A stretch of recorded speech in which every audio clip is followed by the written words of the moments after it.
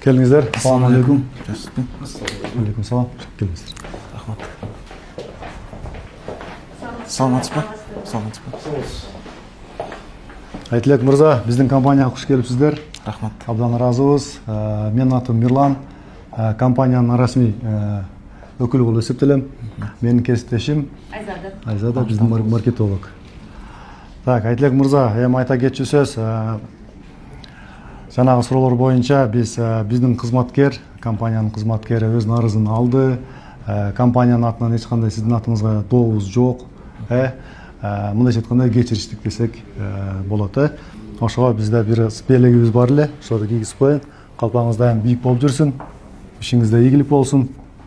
Рахмат. Келиңиз.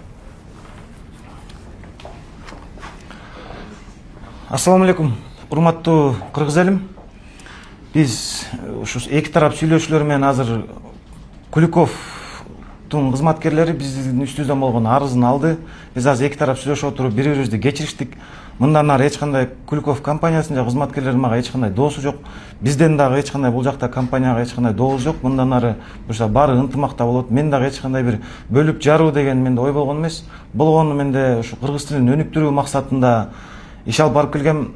Кээ бир ортодо бир түшүнбөстүктөрдөн болуп ушуга жетти. Мындан ары биз бири-бирибизди кечиришип азыр Куликов эки тарап болуп сүйлөшүп баарын чечиштик, Кудай буйрса.